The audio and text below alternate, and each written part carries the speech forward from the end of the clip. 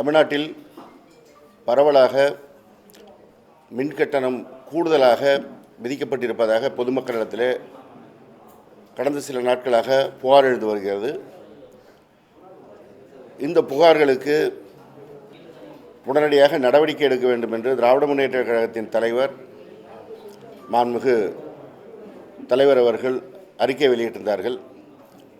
அதற்கு பதிலளித்த தமிழ்நாடு மின்துறை மற்றும் சட்டத்துறை அமைச்சர் நிர்மல்குமார் அவர்கள் அளித்திருக்க பதில் கேட்ட கேள்விக்கான பதிலாக இல்லாமல் வழக்கம்போல் திசை திருப்புகிற செயலைத்தான் செய்து கொண்டிருக்கிறார்.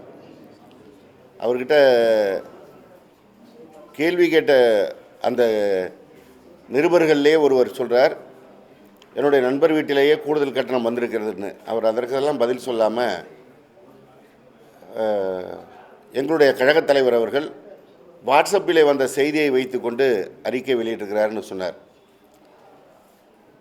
வாட்ஸ்அப்பில் வந்த செய்தியை பார்க்காமல் இன்ஸ்டாகிராமில் வந்த செய்தியை பார்க்கணுமான்னு தெரியல. இன்ஸ்டாகிராமில் வந்த செய்தினா அவங்களுக்கு ஆதரவாக வரும் போட்டிருக்கு, வாட்ஸ்அப்னா வராது போட்டிருக்கு. இப்போ என்கிட்ட ஒரு வாட்ஸ்அப் செய்தி இருக்குது. என்ன செய்தின்னா, மின்துறையுடைய சிஎம்டியாக இருக்கிற அருண்ராய் ஐஏஎஸ் ஒரு சுற்றறிக்கை வெளியிட்டிருக்கிறார்.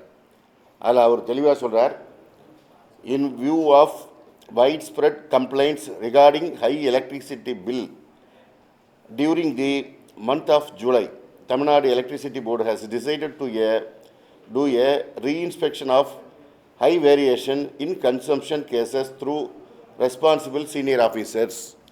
இப்போ வாட்ஸ்அப்பில் வந்ததுன்னா அதை படிக்க முடியாதா? இதை வச்சு நான் சொல்லக்கூடாதா?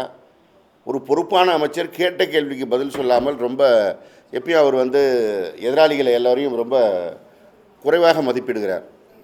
திராவிட முன்னேற்ற கழகத்தின் தலைவருடைய வரலாறு கொஞ்சம் அவர் தெரிஞ்சுக்கணும். அவர் வயது என்ன, அரசியல் அனுபவம் என்ன, அவர் வகித்த பதவிகள் என்ன, இதெல்லாம் தெரிஞ்சுக்கிட்டு பேசணும்.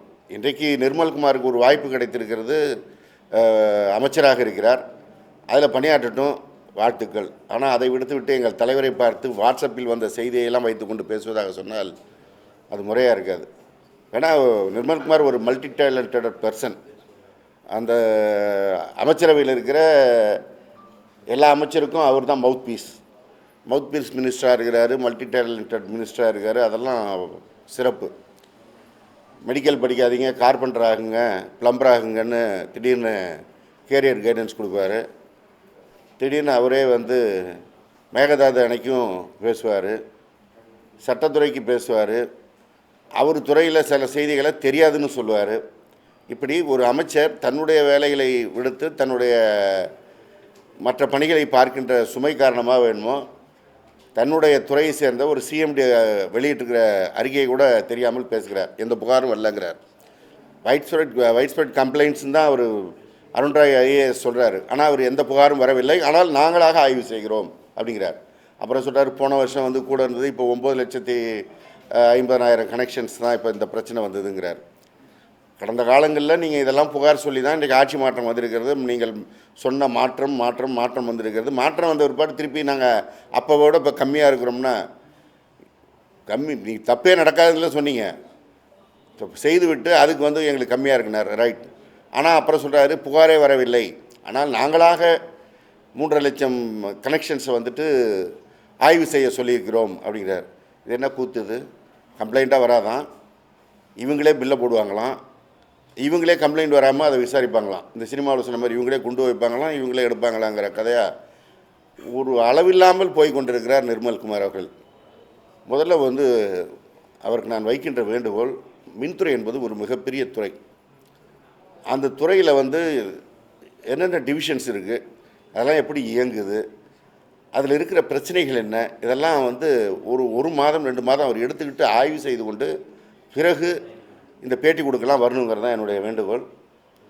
அவர் ஆட்சி அமைந்த அன்று இந்த பதவி அவர் ஏற்ற நாள்லேருந்தே பார்த்திங்கன்னா பேட்டி கொடுத்துக்கிட்டே இருக்கார். கரண்ட்டு கட்டுக்கு காரணம் என்னன்னு நாடே போராடுது அப்படின்னு கேட்டால் ஒவ்வொரு நாளும் ஒரு காரணத்தை சொன்னார். ஒரு நாள் அந்த துறையில் இருக்கிற அதிகாரிகளே சதித்து செய்கிறார்கள்னார். அப்புறம் திமுகவை சேர்ந்தவர்கள் ஃபியூஸ் கேரியரை பிடிக்கிட்டு போயிட்டாங்க, திருடிட்டு போயிட்டாங்கங்கிறார். அப்புறம் மெயின்டெனன்ஸில் தான் பிரச்சனை அப்படிங்கிறார். இப்படி அவருக்கு வர்ற வாட்ஸ்அப் செய்தியை வைத்து கொண்டு பேசி கொண்டிருக்கிறார். ஒரு ஆய்வை முழுமையாக செய்து எங்கே பிரச்சனை இருக்குன்னு பார்த்தாலே இந்த பிரச்சனையெல்லாம் வராது. திராவிட முன்னேற்ற கழக ஆட்சி 5 ஆண்டு காலத்தில் எழாத மின்தட்டுப்பாடு பிரச்சனை இந்த ஆட்சி அமைந்த இந்த குறுகிய நாட்களில் ஏற்படுகிறது என்றால் அதில் கவனம் செலுத்த வேண்டிய அவர் நிர்மல்குமார் கவனம் செலுத்தாமல் இருக்கிறார் என்கிற காரணத்தினால்தான் இப்படி இருக்கிறது. எனவே மற்றவர்களுக்கு அறிவுரை சொல்வது, ஏகடியம் பேசுவது, நக்கல் பேசுவது, நையாண்டி பேசுவதை விட்டு ஆக்கப்பூர்வமாக அவர் செயல்பட்டால் முறையாக இருக்கும். ஏன்னா மக்களுக்கு மிக அத்தியாவசியமான துறைகளில் மின்துறையும் ஒன்று. ஒவ்வொரு நிமிடமும் கரண்ட்டு இல்லைன்னா அதனால் வர்ற பிரச்சனையில் பாதிக்கப்படுகிறவர்கள் சொல்லுகிறார்கள். 2 நாட்களுக்கு முன் கோவை பகுதிக்கு நான் சென்று இருந்தேன். அங்கே தொழில் செய்யக்கூடியவர்கள்லாம் சொல்கிறாங்க, தொழிலுக்குலாம் இது வரைக்கும் நாங்கள் பவர் கட் பார்த்ததில் இப்போ வந்துட்டு பார்க்குறோம், எப்போ போகுது எப்போ வருதுன்னு தெரியல அப்படிங்கிறாங்க. முதல்ல இதெல்லாம் அவர் போய் பார்த்து மற்றவருடைய பிரச்சனையை ஆய்வுக் கூட்டங்கள் நடத்தி தெரிந்து கொண்டு நடவடிக்கை எடுத்தால் நலமாக இருக்கும். எனவே முன்னுக்கு முன் வேணாக அவரே பேசுகிறது, கம்ப்ளைண்ட் வரலங்கிறது, கம்ப்ளைண்ட் வந்ததை மறைக்கிறது, இதெல்லாம் தேவையில்லை. இதை ஒளிவு மறைவில்லாமல் சிஎம்டி கொடுத்த அறிக்கையை வைத்தே அவர் சொல்லலாம். சிஎம்டி இப்படி அறிக்கை கொடுத்துருக்கிறார், எங்களுக்கு கம்ப்ளைண்ட் வந்ததுனால தான் அவர் சிஎம்டி வந்துட்டு இப்படி அறிக்கை கொடுத்துருக்காரு, அதனால் நாங்கள் ஆய்வு செய்கிறோன்னு சொல்லலாம். இதை மறைத்து பேசி அவர்கள் என்ன சாதிக்க போகிறார்கள் என்று தெரியவில்லை. ஒட்டுமொத்தமாக இந்த ஆட்சி எல்லாவற்றையும் மறைத்து திரை போட்டுவிட்டு நடத்திவிடலாம் என்று நினைக்கிறார்கள். அதில் ஒரு பகுதி தான் இது. முதலமைச்சர் எவ்வழியோ அமைச்சர்கள் அவ்வழியே. அவர் எதற்கும் வாய் திறப்பது கிடையாது, பதில் சொல்வது கிடையாது. பொதுமக்களுடைய அன்றாட பிரச்சனைகள், அவசியமாக தீர்க்கப்பட வேண்டிய பிரச்சனைகள்னு பலதும் இன்றைக்கு பிரச்சனையாக தான் இருக்குது. ஒரு ஆட்சி அமைந்து 6 மாத காலத்திற்கு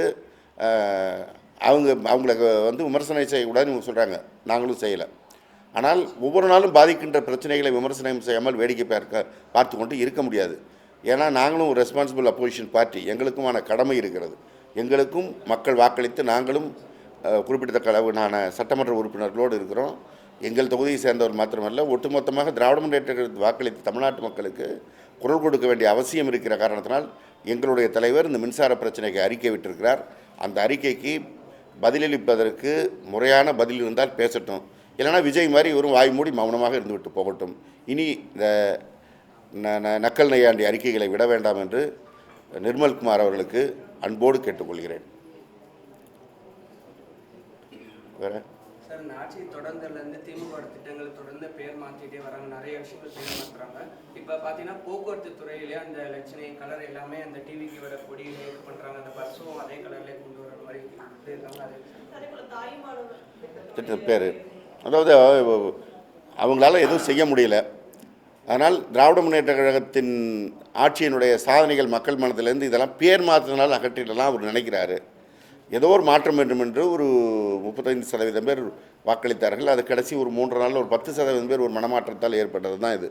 அதனால் ஏதோ இவருக்கு ஏகோபித்து 234 தொகுதியும் கையில் கொடுத்து தமிழ்நாட்டையே திருப்பி அந்த பக்கமாக வைக்க சொல்லி சொன்னதான் நினச்சிக்கிட்டு நான் முதல்வன் பேரை மாற்றுறாரு, முதலமைச்சர் காலை உணவு திட்டத்தை பேரை மாற்றுறாரு. அப்போ என்ன தெரியுது, முதலமைச்சர்னாலே கழகத் தலைவர் மாண்புமிகு மு.க. ஸ்டாலின் அவர்கள் பெயர் தான் அவருக்கே ஞாபகம் வருது, விஜய்க்கே. அதனால தான் முதல்வன்கிற பேர்லாம் எடுங்கிறார். தாய்மானவன் திட்டம் அப்படின்னா அவரை தான் ஞாபகம் வருது இவருக்கு, விஜய்க்கு. இப்படி ஒவ்வொரு இடத்திலும் தங்களுடைய இயலாமையை மறைப்பதற்கு திராவிட முன்னேற்ற கழகத்தின் திட்டங்களை மறைத்தால் போதும் அப்படின்னு அவர் நினைக்கிறார். அதே போல் இந்த கலர் மாற்றுறது, பேர் மாற்றுறது, இதன் மூலமாக மக்கள் மனதில் இடம்பெறலான்னு நினச்சா மக்கள் இதற்கு கடும் எதிர்வினை தான் ஆற்றுவாங்க. மக்கள் அமைதியாக இருக்கிறாங்க அப்படின்னு அவர் நினச்சிட்டு இருக்கார். மக்கள் அமைதியாகலாம் இல்லை. அவங்கவுங்க அங்கங்கே மின்சார பிரச்சனைக்கு போராடின மாதிரி ஒவ்வொரு இடத்திலும் இந்த தாவேகாவினர் செய்கின்ற பாலியல் லூட்டிகளுக்கு எதிராக போராடி கொண்டிருக்கிறார்கள். அவர்களுடைய குரலை எழுப்பி கொண்டு தான் இருக்கிறாங்க. அந்தந்த பகுதி நடந்து கொண்டிருக்கிறது. எதிர்க்கட்சிகள் இந்த 6 மாத காலத்திற்கு இவர்களை சொல்லியிருக்கிறாங்களேன்னு பெரும் போராட்டம் அறிவிக்காமல் இருக்கிறனால இவருக்கு எதிர்ப்பே இல்லாத போல் நினைத்து கொண்டு இந்த பணியெல்லாம் செய்கிறார். குறிப்பாக இந்த பேருந்துக்கு கலர் மாற்ற போகிறோம், பேருந்துடைய துறையில் இருக்கிற வெப்சைட் கலரை மாற்றுறது, இதெல்லாம் செய்தால் இதெல்லாம் ஒரு நிமிஷத்து வேலை. ஆட்சி மாற்றம் மீண்டும் வருகின்ற பொழுது அப்புறம் இதெல்லாம் மாறதான் போகிறது. மக்கள் மனதில் எதை செய்தால் இடம் பிடிக்கலாம்னு பார்ப்பது தான் ஒரு ஆட்சியாளராக பொதுமக்களால் அமர்த்தப்பட்டவர்களுடைய எண்ணமாக இருக்க வேண்டும். இப்போ எங்கள் தலைவர் கொண்டு வந்திருக்கின்ற திட்டங்கள் காலை உணவு திட்டமாக இருந்தாலும், புதுமை பெண் திட்டம், தமிழ் புதல்வன் திட்டம், மகளிர் உரிமை தொகை திட்டம், இந்த திட்டம்லாம் என்றைக்கு மக்கள் கேட்டாலும் சொல்லுவாங்க இது மாண்புமிகு மு.க. ஸ்டாலின் அவர்கள் கொண்டு வந்த திட்டம்னு. தமிழ்நாட்டுக்கு யார் தமிழ்நாடுன்னு பேர் வைத்ததுனால் பேரறிஞர் அண்ணா வைத்தார் அப்படின்னு தான் எல்லாரும் சொல்லுவாங்க. இது போன்று இடஒதுக்கீடு பிரச்சனை யார் தமிழ்நாட்டினுடைய இன்றைய முன்னேற்றத்துக்கு காரணமாக தலைவர் கலைஞர் தான் சொல்லுவாங்க. இப்படி செய்து தான் பெயர் எடுக்க வேண்டும், பெயர் மாற்றியோ கலர் மாற்றியோ பெயர் எடுக்க வேண்டும் என்று நினைத்தால் மக்கள் காத்திருப்பார்கள். இன்றைக்கு ஒன்றிய அரசாங்கம் இப்படி தான் 12 ஆண்டு காலமாக தங்களுக்கு எதிராக பெரிய குரல் இல்லை அப்படின்னு நினச்சாங்க. இன்றைக்கு ஒரு பெரிய கடும் பிரளயம் ஏற்பட்டிருக்குது. அதுபோல் ஒரு சந்திப்பு சூழலில் தான் விஜயும் சந்திக்க வேண்டிய நிலை வரும்.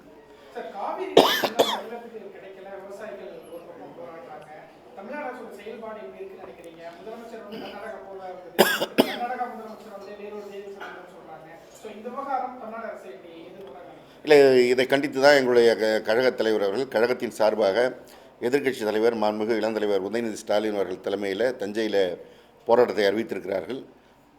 டெல்டா பகுதி விவசாயிகள் மாத்திரமல்ல, ஒட்டுமொத்த தமிழகத்தின் விவசாயிகளுமே இன்றைக்கு வந்து இந்த தமிழ்நாடு அரசு அறிவித்த கடன் ரத்து பிரச்சனைகளை பல குழப்பங்களை செய்து அவருடைய எதிர்ப்பை பெற்றிருக்கிறார்கள். காவிரி பிரச்சனையை முறையாக கையாளாமல் இன்றைக்கு தஞ்சை பகுதியே காய்ந்து போய் கிடைக்கிறது, டெல்டா மாவட்டங்கள் காய்ந்து கிடக்கிறது. அதை கண்டித்து தான் இந்த ஆர்ப்பாட்டம் அறிவிக்கப்பட்டிருக்கிறது. இதில் மேகதாது பிரச்சனைக்காக கர்நாடகாவுக்கு பிரதமர் விஜய் போகிறார்னு சொன்னது அவருடைய அமைச்சரவையில் வேளாண் துறை அமைச்சராக இருக்கிறவர் தான் சொன்னார். அப்புறம் கல்வித்துறை அமைச்சர் ராஜ்மோகன் என்ன சொல்கிறாரு, இதையெல்லாம் முதல்வர் முடிவு செய்து முதல்வரே அறிவிக்கத்தான் தான் தெரியும், மற்றவங்க சொல்கிறதெல்லாம் எடுத்துக்க முடியாதுன்னு சொல்கிறார். ஒரு அமைச்சர் சொல்கிறதா இன்னொரு அமைச்சரே சொல்கிறார். இப்போ இன்றைக்கி நம்ம மல்டி டேலண்டட் நிர்மல்குமார் என்ன சொல்லியிருக்கிறாரு, முதல்வர் அலுவலகம் அறிவிக்கும்னு சொல்கிறார். அப்புறம் அவரே சொல்கிறார் இதை நீதிமன்றம் தான் இதை தீர்க்க வேண்டும் என்று சொல்கிறார்.